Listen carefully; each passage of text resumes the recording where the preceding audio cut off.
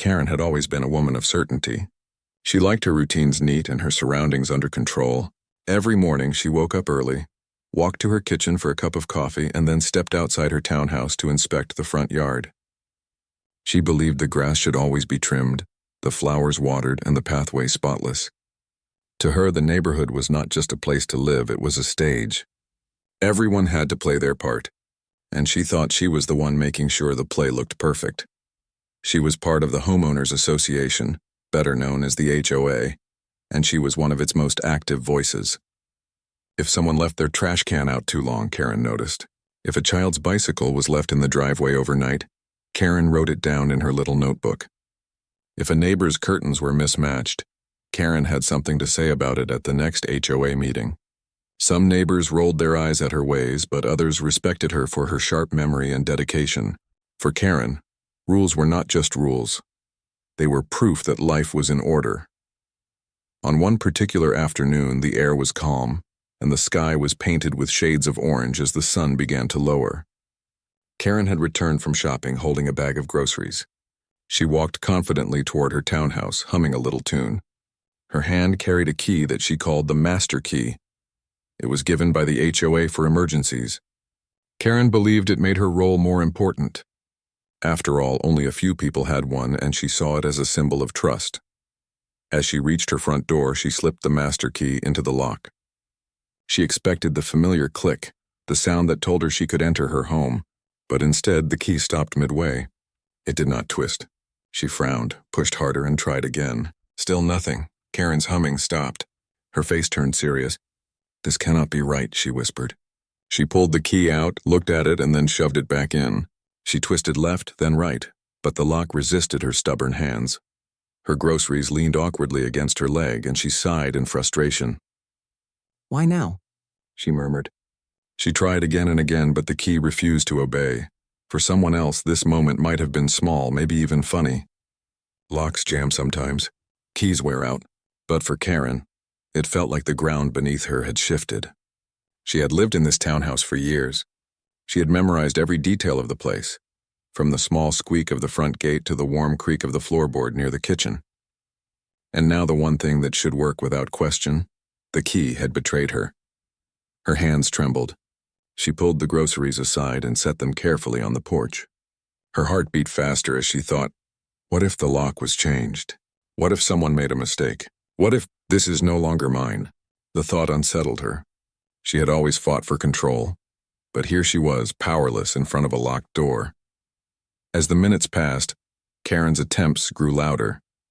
The metal scraped. Her voice muttered complaints. The sound drew attention. A neighbor walking his dog slowed down and stared curiously. "Everything okay, Karen?" he asked. Karen straightened, embarrassed, and gave a quick nod. "Just the key. It's acting strange. Nothing to worry about." The man nodded politely but kept glancing back as he walked away. Karen hated that feeling, being watched when she was not in control. She tried the key one more time, pressing her lips tightly together. The lock stayed firm, like a wall refusing her entry. Finally, she pulled it out and stood there in silence. The air grew heavier. Her groceries were starting to sweat under the warm air, and her patience was thinning. Karen looked around. The houses stood neatly in rows. Lawns were green. Windows reflected the fading sunlight. Everything looked normal, yet inside her chest a storm was forming. She felt like the door had not only closed her out of her home, but also out of the certainty she lived by. She stepped back, breathing deeply. "Think, Karen, think," she whispered to herself. She recalled the HOA meetings, the rules, the conversations about keys. She remembered that the master key should always work. It was supposed to be universal. If it did not, then something was wrong with the system. Or maybe with her. The idea that she could be wrong was one Karen did not like. She had built her life on being correct. But here, with her groceries slowly losing their chill and her door refusing to open, she had no answer. Her mind began to spiral. What if the HOA had replaced the locks and forgotten to tell her? What if someone else was inside? The thought made her chest tighten. She glanced at the windows, half expecting to see movement behind the curtains, but nothing stirred. The silence around her only made her thoughts louder. She rubbed her forehead, trying to calm herself. Then she remembered. The HOA always respected order, but mistakes could happen. And when mistakes happened, she had to act. She was not just a resident. She was a guardian of rules. Her lips pressed thin as her decision became clear. She pulled her phone from her bag. Her hand hovered for a second before she dialed. The screen lit up and she pressed the call button. The sound of ringing filled the air. Her voice grew steady, almost rehearsed as soon as the line connected. "Hello, yes, I'd like to report an issue. I believe my property has been tampered with. My key, my master key, does not work." Her words carried the tone of urgency and authority, as if she were certain that whoever was on the other side must understand the seriousness. She explained quickly, her voice rising and falling with tension. The neighbor across the street peeked from behind his curtain, curious about the raised tone. A child's laughter in the distance stopped as a mother called her kids back inside. Slowly, the neighborhood seemed to lean closer, listening without words. Karen's hand shook slightly as she ended the call. She placed her phone back in her bag and crossed her arms, trying to look firm, though her eyes betrayed her unease. She looked at the door once more. "You'll open," she muttered. "You have to." But the lock remained silent, cold, and unyielding. Moments later, she heard the faint sound of sirens in the distance. The sound grew louder with each passing second. The flashing red and blue lights danced against the neat houses as a police car turned onto her street. Neighbors began to step outside, pretending to water their plants or check their mail, but really they were watching Karen, the one who always enforced the rules, now standing helpless in front of her own door. The car slowed to a stop near her driveway. 2 officers stepped out. Karen straightened her back, trying to appear calm and in control. But inside, her heart pounded like a drum. She had called for help, but she did not yet realize that this was only the beginning, that the night would not end with a simple lock problem.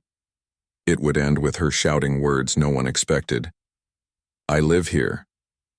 And so the story began, not with the opening of a door, but with the failure of a key. The sound of sirens grew clearer as the police car rolled slowly into the quiet neighborhood. The flashing lights bounced against the neat houses, painting them in shades of red and blue. The once calm street now felt alive with whispers, curious glances, and the heavy weight of something unusual happening. Karen stood tall in her driveway, her grocery bags at her feet, her master key clutched tightly in her hand. She wanted to appear calm, but the nervous flutter in her chest betrayed her. She had been the one to call. She had been the one to insist that something was wrong. Now the moment had arrived. 2 officers stepped out of the car. One was tall with a serious expression, the other shorter with a calm, almost gentle face. They walked toward Karen, their eyes scanning the scene. "Good evening, ma'am," the taller officer began. His tone was polite but firm. "We received your call about a possible lock issue." Karen nodded quickly, holding up the key like evidence. Yes, that's right. My master key doesn't work. This is my home. It has always worked before, but now it won't turn. Something is wrong." The shorter officer tilted his head slightly. "So this is your residence?" "Of course it is," Karen replied. "I've lived here for years.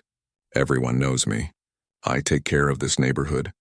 I am part of the HOA." Her voice carried both pride and urgency, but beneath it was a note of fear she could not hide. The taller officer glanced at the door, then back at Karen. "Did you try your personal house key, ma'am?"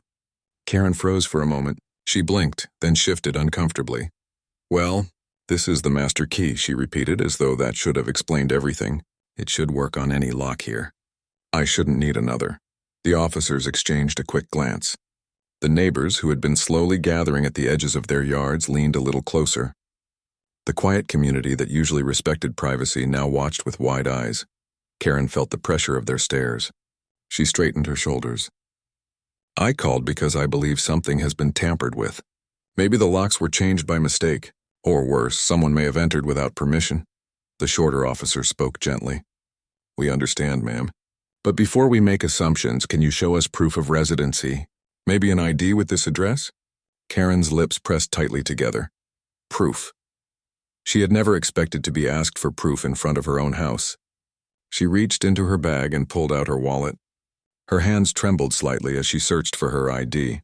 She handed it over quickly, almost too quickly, as if afraid of the judgment waiting in their eyes. The taller officer studied the card carefully. The address matched. He gave a small nod to his partner. The ID checks out, he said quietly.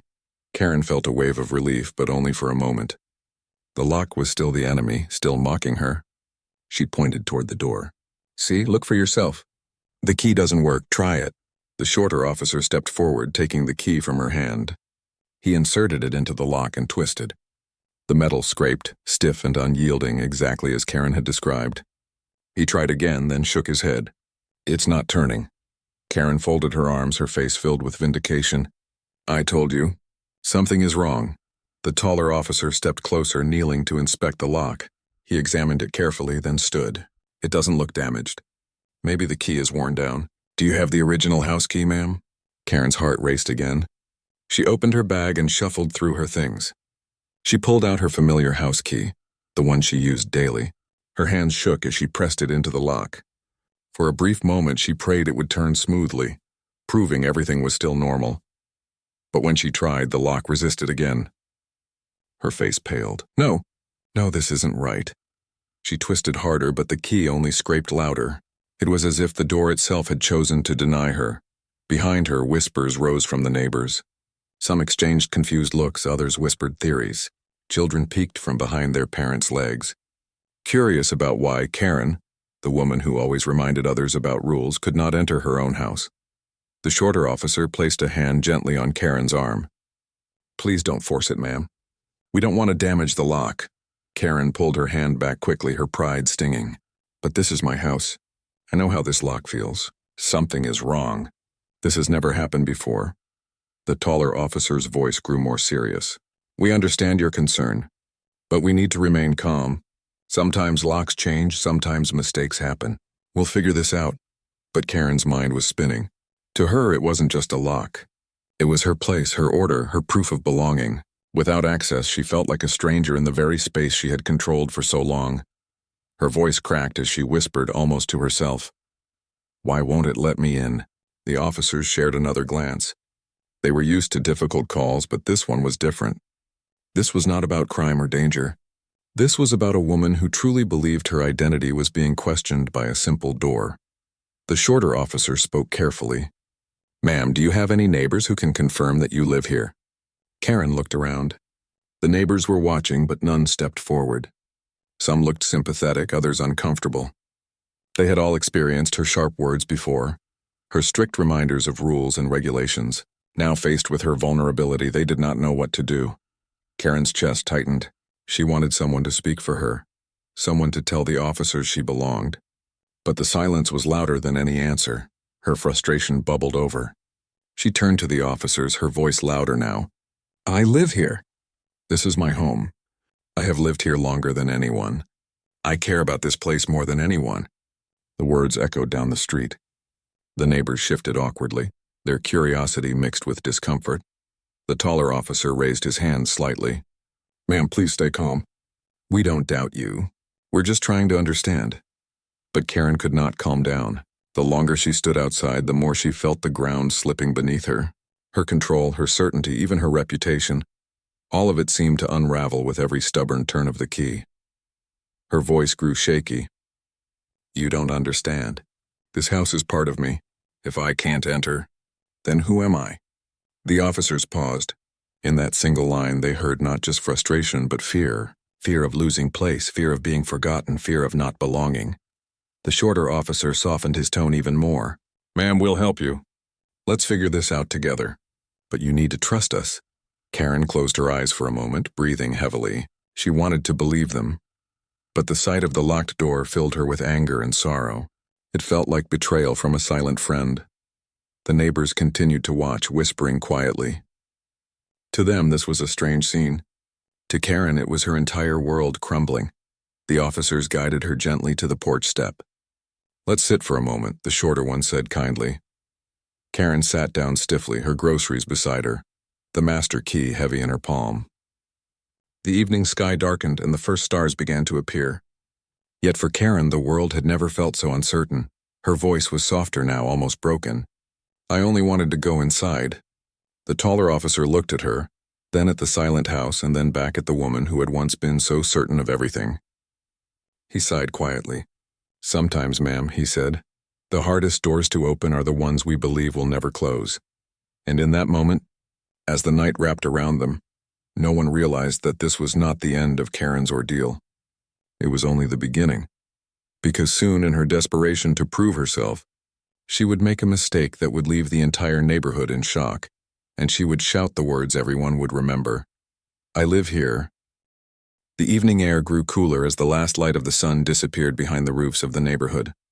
Street lamps flickered on one by one, their yellow glow casting long shadows across the lawns. What had started as a simple lock problem was now a scene that held the entire street captive. Karen sat on the porch step, her groceries still resting nearby, her shoulders stiff with pride and frustration. The two officers stood a few feet away, speaking quietly to one another, their voices low but serious. The neighbors lingered on sidewalks and porches, pretending to go about their business but clearly watching. Karen could feel their eyes on her. She had been the one who always noticed others, always corrected them, always demanded order. Now she was the one under observation, and the irony was almost too much for her to bear. The shorter officer returned to her side, his voice calm. "Ma'am, we understand this is stressful, but forcing the door is not the answer. Is there anyone we can call? A locksmith, perhaps?" Karen shook her head quickly. No, I should not need a locksmith. This is my house. My key has always worked. This should not be happening." Her voice rose with every word. The taller officer glanced toward the small crowd forming on the street. "Please lower your voice, ma'am. We don't want this to turn into a bigger scene." Karen's eyes widened. "A bigger scene? You think I want this? You think I enjoy being locked out of my own home while everyone stares at me like I don't belong?" The neighbors stirred, whispering among themselves. A few turned away, uneasy with the growing tension. Others stayed, drawn in by the drama. The shorter officer tried again. "We don't doubt that you live here. But right now the situation looks unusual. We need to handle it carefully." Karen pressed her hand against her chest. Her heart was pounding. "You don't doubt me? Then why do I feel like a stranger on my own street? Why does everyone look at me as if I don't belong?" Her words trembled in the night air, filled with both anger and sorrow. The taller officer sighed, his tone firmer now. "Ma'am, we're trying to help, but you need to cooperate. Right now, your behavior is drawing unnecessary attention. Please calm down, calm down." The phrase hit Karen like a spark on dry wood. Her entire life, she had been the one to keep others in line, to demand calm and order. But now, when her world was slipping away, she was being told to calm down. Her eyes burned with unshed tears. "You don't understand. This house is mine. I know every inch of it. I know the sound of the steps, the smell of the kitchen, the feel of the windows. You cannot tell me to calm down when I am being locked out of my life." The shorter officer lowered his voice, but there was an edge of worry. "Ma'am, please. People are watching. You don't want to make things worse." Karen stood suddenly, clutching the master key in her hand. "Worse, it cannot get worse. I live here. This is my home. I will prove it to you." Her sudden movement startled the officers. She stepped toward the door again, inserting the key and twisting it with all her strength. The lock groaned but did not open. She tried again, harder, her face tightening with desperation. The taller officer stepped forward quickly. "Stop, ma'am. You'll break the key." But Karen did not stop. Her hand shook, her voice cracked. "Why won't it open? Why won't it let me in?" The shorter officer reached gently for her arm, trying to calm her, but Karen pulled away sharply. The neighbors gasped softly at the scene. To them, this was no longer just about a lock. It was about a woman unraveling, her pride and certainty slipping through her fingers. Karen's chest rose and fell rapidly. She turned to the officers, her voice louder than ever. "Do you hear me? I live here. This is my house. You cannot keep me out." The taller officer raised his hands. "Ma'am, please lower your voice," but she did not. She shouted again, her voice echoing across the street. "I live here." Her words carried desperation, not just as a statement of fact, but as a plea to be believed, to be accepted, to be seen. The officers exchanged another glance. They were trained to handle tense moments, but this was different. Karen was not dangerous, yet her emotions were spiraling. She clutched the key so tightly it pressed red marks into her palm. The shorter officer spoke softly, trying to reach her heart. "Ma'am, no one is saying you don't live here. We only need to handle this step by step. Please let us help." Karen's eyes darted between the officers, the neighbors, and the stubborn door. She felt trapped outside but also trapped inside herself. Her pride would not let her back down. Her fear would not let her stay calm. And then, in her desperate attempt to prove her authority, she made a sudden choice. She reached toward the taller officer's belt, not in anger but in frantic desperation. Her fingers brushed the handcuffs hanging there. Gasps rose from the neighbors. The officer stiffened immediately, stepping back. "Ma'am, don't touch that." But Karen grabbed the cuffs, holding them up in the air. "If you think I don't belong here, then fine. Cuff me, but remember these words, I live here." Her voice shook the air, half defiance, half heartbreak. The shorter officer moved cautiously. "Ma'am, please put those down. This isn't the way." But Karen's hands trembled as she fumbled with the cuffs. In her confusion, she locked one around her wrist. The metallic click rang out, sharp and final. The crowd gasped again. Karen froze, staring at the cuff on her arm. For a moment, silence filled the street. Even the officers seemed stunned. Her voice cracked as she shouted again, raising her cuffed arm high. "Do you hear me? I live here." The scene was surreal. The woman who had spent years enforcing rules, reminding others of order, now stood before them in chaos, half restrained, her voice echoing through the night. The taller officer stepped forward carefully. "Ma'am, please stop before you hurt yourself." But Karen did not stop. She cried out again, tears finally streaming down her face. "I live here. This is my home." The neighbors stood frozen, some whispering, others shaking their heads. Children were pulled inside by their parents. The entire street seemed to hold its breath. The shorter officer reached gently for her hand. "Please let us take those off. Let us help you. You don't need to prove yourself this way." But Karen shook her head fiercely. "If no one believes me, then I will shout it until they do." Her words carried pain, loneliness, and a desperate need for recognition. The taller officer, his face softer now, said quietly, "Ma'am, we believe you. But this isn't about us. It's about you believing that you still belong." Karen's chest heaved with sobs she tried to hold back. She lowered her arm slowly, her strength weakening. The metal cuff glinted under the streetlight, a symbol of her own struggle. For the first time, Karen looked small. Not the strict HOA member, not the woman of control, but simply a person afraid of being forgotten in her own world. And though the officers were careful, patient, and kind, the night had already etched a memory no one on that street would ever forget. Karen, cuffed by her own hand, screaming to the world the only truth she had left. "I live here." The night had grown still, yet the air felt heavy with tension. Streetlights glowed softly, casting long beams across the road where neighbors lingered at a cautious distance. The drama unfolding before them was something none of them had expected. Karen stood with one wrist bound by her own handcuff, her face streaked with tears, her voice echoing with the desperate words, "I live here." The once proud figure of authority now looked fragile, trembling under the weight of her own fear.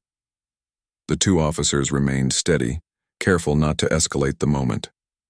The taller officer held his hand slightly raised, showing calmness. The shorter one inched closer, his tone quiet and soothing.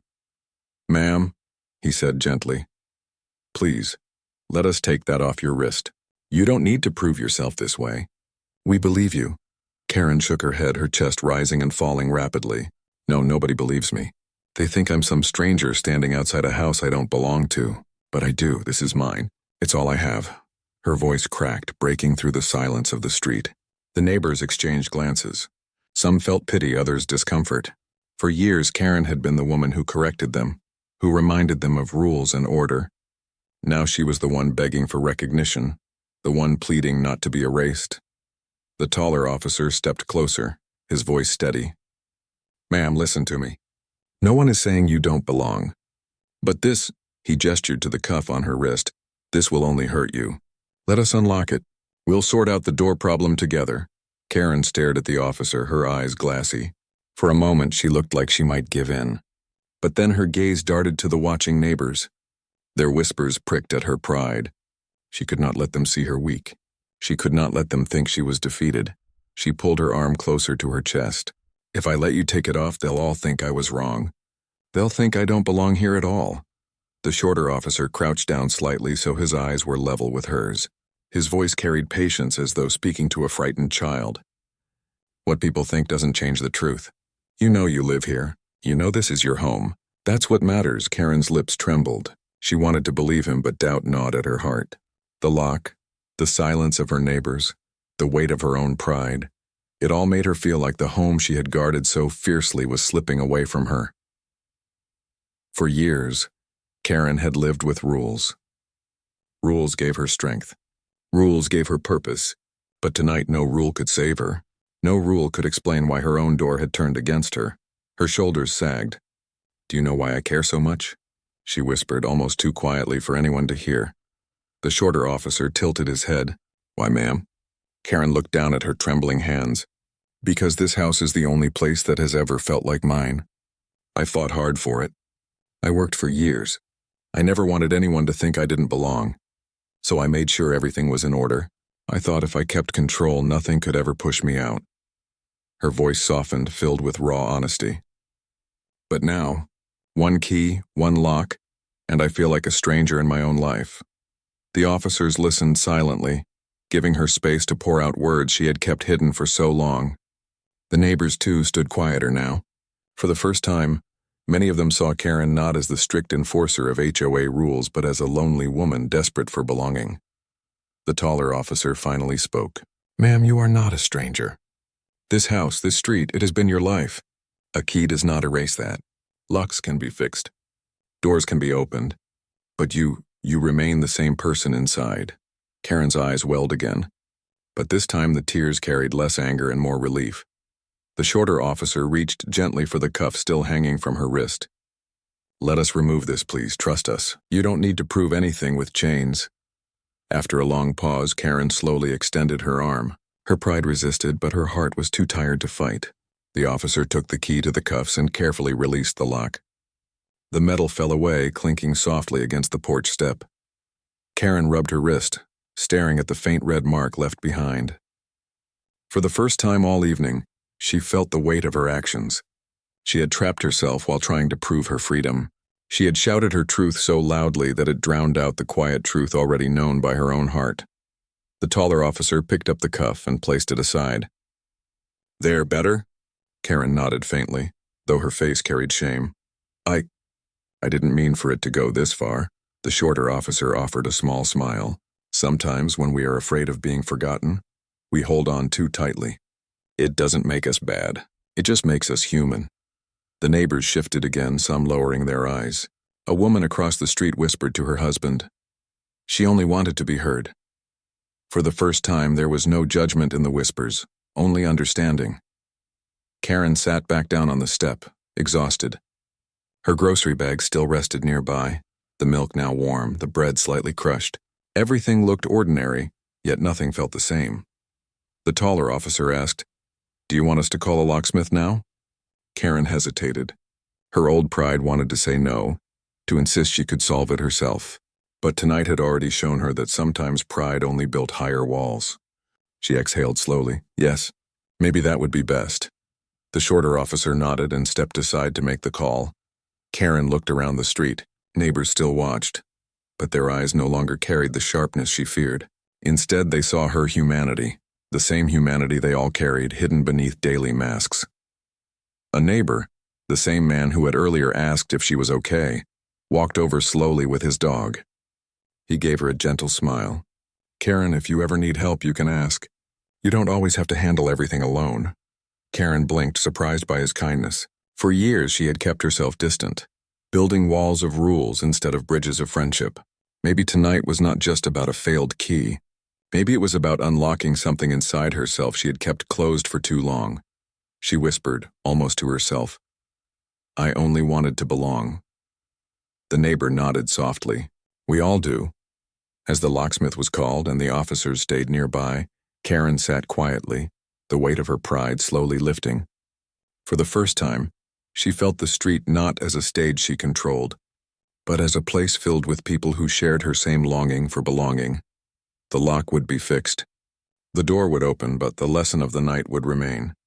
She had tried to prove herself with rules, with authority, with a master key, but in the end, her truest key was the simple truth she had cried out into the night. "I live here." And though she had spoken those words in desperation, they were also words of strength. Because living somewhere was not only about owning walls and doors. It was about being part of a community, about letting others see you, not as perfect, but as real. The night carried on, calm once more. The officers stood watch. The neighbors slowly returned to their homes, and Karen remained on the step waiting for the locksmith. Her wrist still bore the faint mark of the cuff, but in her heart, something heavier had been released. This was not the end of her story. It was the beginning of a new one, because the next time Karen shouted, "I live here," it would not be with fear, but with quiet confidence, and perhaps even with a softer heart.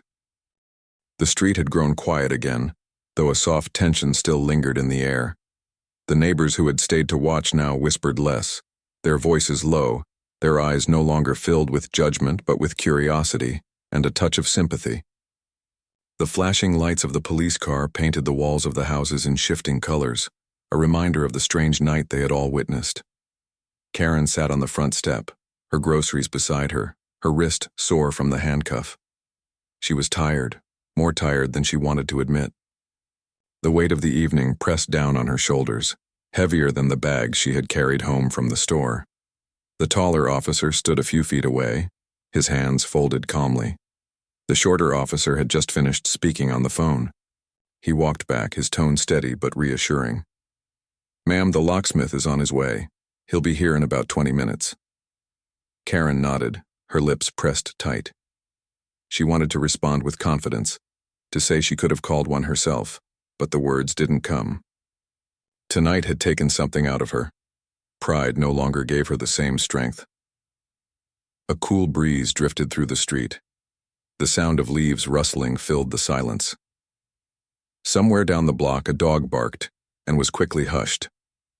The neighbor, with the dog, the same man who had spoken kindly to her earlier, remained nearby, his posture relaxed. He didn't look at her with suspicion. Instead, he gave her a quiet nod as though to say she was not alone. For Karen, this simple gesture felt heavier than any rule she had ever enforced. She whispered to herself, "I only wanted to belong." The words hung in the air, soft but real. The taller officer heard her and said gently, "You do belong. Sometimes we just forget that belonging isn't about proving. It's about living." Karen looked up at him, her eyes tired but softer now. She did not argue. The arrival of the locksmith, 20 minutes, felt longer than an hour. Karen sat still, the officers waiting patiently, the neighbors slowly retreating into their homes one by one. Curtains shifted as people peeked out from their windows, but the crowd thinned. Finally, the headlights of a van appeared at the end of the street. The locksmith had arrived. His vehicle pulled up in front of Karen's house, and he stepped out, carrying a small metal case.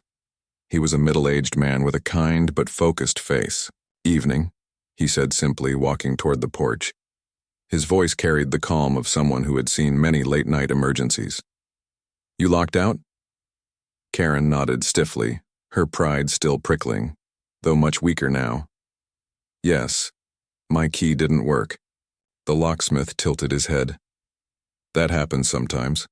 Locks wear out, keys bend. Don't worry, we'll sort it out." Karen watched him kneel in front of her door.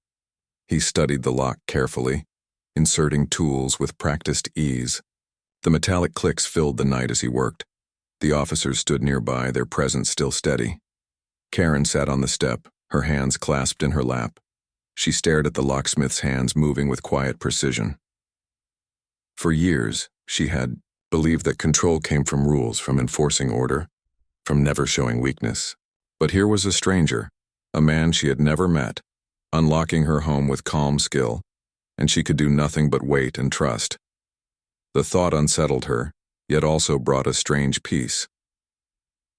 The moment of truth, after several minutes, the locksmith leaned back and looked at Karen. "Do you have your key with you, ma'am? Let me try it once more." Karen pulled the master key from her pocket and handed it to him. The key she had once believed gave her authority now trembled slightly in her hand as she passed it over. The locksmith examined it. Worn down. These don't always last forever." He inserted it into the lock and twisted. It turned halfway, then stuck. He pulled it out again. "That's the problem right there. It's not you. It's the key. Karen's breath caught in her chest. For hours, she had doubted herself, feared that she no longer belonged. Yet the truth was simpler. The key had failed, not her. The locksmith replaced the tool and worked the lock again. With a firm twist and a sharp click, the door finally opened. The sound echoed through the night like a release of tension. Karen gasped softly. The sight of her own home, the door open once more, felt overwhelming. Relief flooded her chest, followed by a sting of tears she tried to hold back. The locksmith stood up. "There you go. I'll recommend you get a new key made tomorrow, maybe even a new lock altogether. This one's seen better days." Karen nodded, her voice shaky. "Thank you. Thank you so much." The officers exchanged glances. Both of them smiled faintly, as though sharing a quiet relief of their own. Stepping inside, Karen stood slowly, her knees unsteady. She picked up the grocery bags and stepped across the threshold. The familiar smell of her home, the faint scent of wood polish, old books, and lavender from a candle long burned out, washed over her. For the first time all night, she felt safe. She set the groceries on the counter inside and leaned against the wall, her eyes closed. This was her space, her life, her proof of belonging. And yet, tonight had taught her something she could not ignore. She opened her eyes and turned back toward the porch. The officers were preparing to leave and the locksmith was packing up his tools. She stepped back outside. "Officers," she said quietly, her tone softer than it had ever been. "Thank you for everything. I know.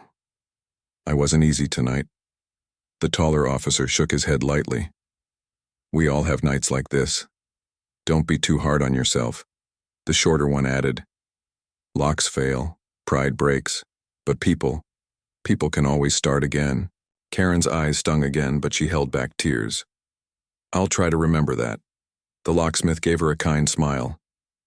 "Get a new lock tomorrow, ma'am, and maybe some spare keys just in case." Karen almost smiled back. "Yes, I will." A new understanding. As the officers and the locksmith drove away, the street grew quiet once more. Karen stood on her porch, the night air cool against her skin. She looked at the neighboring houses. Most windows were dark now, though she knew some eyes were still watching. For years she had lived behind rules and authority, thinking they gave her security. But tonight she had learned that security was not in rules, nor in a master key. It was in people, in kindness, in trust. The neighbor with the dog still lingered at the corner of his yard. When their eyes met, he gave her another small nod. This time, Karen nodded back. It was a simple exchange, but it meant everything. She whispered again, but this time not with fear, only with quiet strength. "I live here." And the words felt different now. They were not a defense, they were not a shout of desperation. They were simply the truth. The days after. The next morning, Karen called the locksmith again and replaced the lock. She had a new set of keys made, 2 for herself, 1 spare for a trusted neighbor. That alone was a small change, but it felt big to her. In the days that followed, neighbors greeted her differently. Some offered small smiles. Some stopped to chat. One even brought over a plate of cookies. Karen was surprised by the warmth, unsure of how to accept it, but slowly she began to. She realized that by showing her weakness that night, she had become more human to them. Not the rule enforcer, not the strict HOA Karen. Just Karen, the woman who lived on the street like everyone else, and for the first time in years, she felt she truly belonged. Closing reflection that night when the master key failed had begun with humiliation, fear, and desperation. But it had ended with something unexpected: understanding, humility, and a new beginning. Karen still kept her rules. She still cared about order. But now she also cared about kindness, about connection. The faint mark from the handcuff on her wrist faded after a few days, but the memory of that night stayed. Not as shame, but as a lesson. Because she had learned that belonging wasn't something to prove. It was something to live. And every time she held her new key in her hand, she remembered, locks could fail, but people could open doors in their hearts.